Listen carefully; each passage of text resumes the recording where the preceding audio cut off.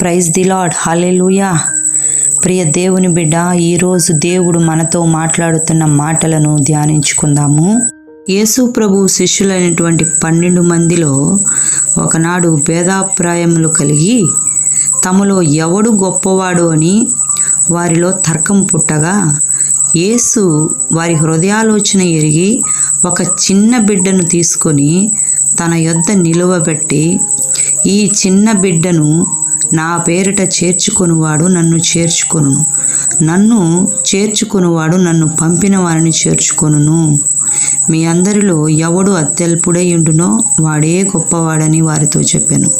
అలాగుననే మత్తయి సువార్త 18వ అధ్యాయంలో 1 నుంచి 4 వరకు మనము చూచినట్లయితే, ఆ కాలమున శిష్యులు యేసునద్దకు వచ్చి పరలోక రాజ్యంలో ఎవడు గొప్పవాడని అడుగగా, ఆయన ఒక చిన్న బిడ్డను తన యొద్దకు పిలిచి వారి మధ్యను నిలవబెట్టి ఇట్లనెను, మీరు మార్పు నొంది బిడ్డల వంటి వారైతేనే గాని పరలోక రాజ్యంలో ప్రవేశింపరని మీతో నిశ్చయముగా చెప్పుచున్నాను. ప్రియ దేవుని బిడ్డ, మనం ఆరాధిస్తున్న దేవుడు సర్వలోకానికి చక్రవర్తి. ఆయన గొప్ప మహనీయుడు, సర్వశక్తిమంతుడు. ఈ భూమిని, ఆకాశమును, అందులో ఉన్న సమస్తమును నిర్మించినవాడు ఆయనే. ఆ సర్వాధిపతి అయినటువంటి దేవుడే తన యొక్క శిష్యుల పాదాలను కడిగి ఆయన తగ్గింపుదనాన్ని మనకు మాదిరికరంగా చూపించాడు. హల్లెలూయా.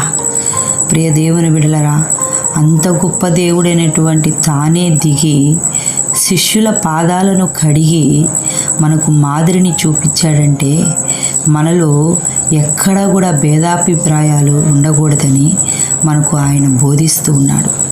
కనుక ప్రియ దేవుని బిడ్డ, దేవుడు ఏదైతే మనకు పరిశుద్ధ గ్రంథంలో తెలియపరిచి ఉన్నారో ఆ ప్రకారముగా మనము నడుచుకున్నప్పుడే తాను చెప్పినట్టు పరలోక రాజ్యంలో మనము అర్హత సంపాదించుకుంటాం.